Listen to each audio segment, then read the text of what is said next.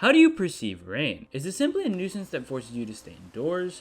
Or do you embrace it as an opportunity to savor the gentle sounds? For me, rain takes on a whole new meaning. You see, I'm a Minecraft player on a survival Minecraft server, and I can't touch water. It's not only me either. My teammate also takes damage whenever we come into contact with it. This condition might seem like a hindrance, but it has forced me to view the game in a completely different light. While others might take for granted the ability to swim and travel by boat, I am forced to navigate the world in a more creative manner. I must rely on my knowledge of the land to fight alternate routes and workarounds constantly. But at this point, I just want to enjoy playing Minecraft again, without having to hide when it rains.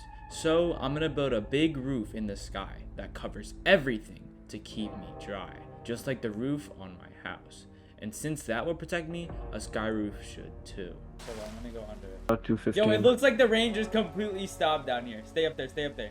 Yeah, alright, what height is it? Yeah, but we can see it. Alright, 215. We're gonna go to 215. Now that we have determined the exact height we would have to build it, our next task is to construct it on the server. However, this is easier said than done, as individuals are constantly monitoring the spawn area, and a massive sky roof is kind of hard to miss. Moreover, we must obtain all the necessary blocks, which present another challenge. Nonetheless, we must remain undeterred and continue with the plan. But in order to even start, there's 3 things we need: obsidian, blocks, and a way of transportation, since going up and down would be a struggle anyway. It'd be funny if that didn't work. Alright. Okay, I'm jumping. Look out for real. This is a problematic situation, as the 2 portals have become interconnected, allowing any player access to the sky roof. We must act swiftly to unlink them before the other players discover it. Fortunately, we were able to resolve the issue promptly, allowing us to move forward with our plans. I better freaking be at the right spot. Yes! You are. All we can do now is place, and place. And a little bit of messing around. No, I'm gonna die, man. I'm hard. No! It's monster! At the same time, Shovel left to rest for the night, since it was already quite late.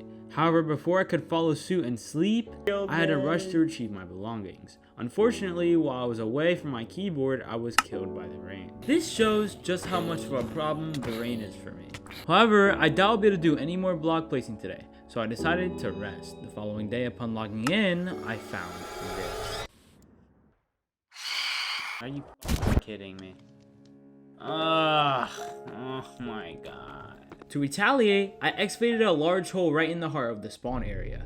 However, the players who were online at the time expressed their discontent, compelling me to cease my action. Stop! I like living, please. Hey, let's be nice! Crimson, stop! Wait, Crimson, stop, bro! At this point in the story, I found myself at a loss, uncertain of what steps to take next. It seemed like that regardless of my endeavors, my progress would be nullified. However, the observant players took notice of my predicament and willingly came forward to assist me in rebuilding what I had previously accomplished. Their support rejuvenated my enthusiasm for the project, reminding me of the purpose behind my efforts. With renewed determination, I resolved to press on.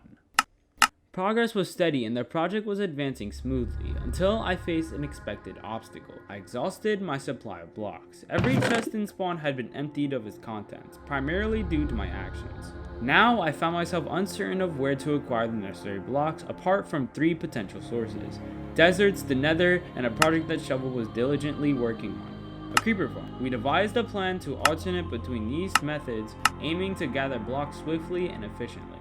I also want to check if specific blocks will cover rain, like cobwebs. Now I ask myself will this work? No. It worked, and I did end up placing some.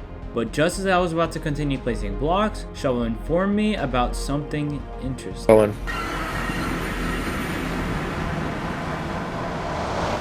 What? Why is the end portal missing? And how? This is not something you see every day. Yet, I can't let it distract me from my goals. Speaking of my goals, I started to work on the desert strategy by starting to mine a chunk of it. And while I continue to mine this chunk, I'm on a journey to hit 1,000 subscribers. So let's make a deal. Every subscriber I get from this video, I'll mine 1 block of spawn on this server. So if you want to claim your block, then subscribe. Because not only does subscribing mean you support my channel, but it also encourages me to make more content like this. One frustrating aspect of this project is that I have upcoming finals, and instead of studying until 3 AM, I found myself staying up late placing blocks in Minecraft. Because the thought of this dilemma tempted me to abandon the project altogether. However, then I remembered that this project isn't only for my benefit. Stop, I can't see. You're a breach! Oh my god, I'm killing you. I do have reach. Stop! You bitch, stop! I'm literally not gonna be able to get my cover. But for my teammate, my friend, Shovel. We embarked on this journey together, and we will persevere until our goals are complete. With this newfound sense of determination, I pushed forward, staying awake diligently, placing block after block. I started to make some serious progress with the project. However, before long, I began noticing peculiar occurrences. Out of nowhere, trees started sprouting on the rooftops of everyone's bases. Intrigued and concerned, I decided to investigate the matter firsthand. Turns out, a couple days prior, Shovel fought this player and lost. So, he placed trees on their bases. I literally just mined the tree from over there that Shovel placed. Now there's one right there and there.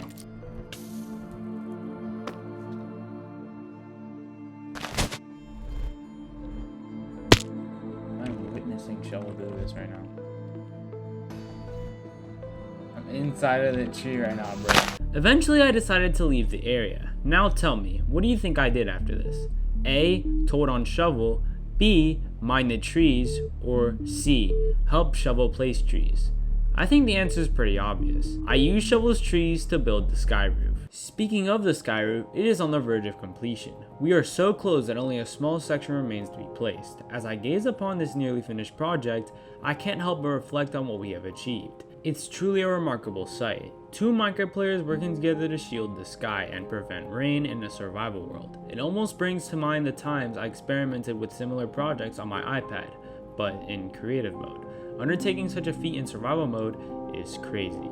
But without any more delay, let's proceed to the placement of the final few blocks. Alright, Shovel, are we ready? I think we're ready. I think we're ready. And the sky roof is complete.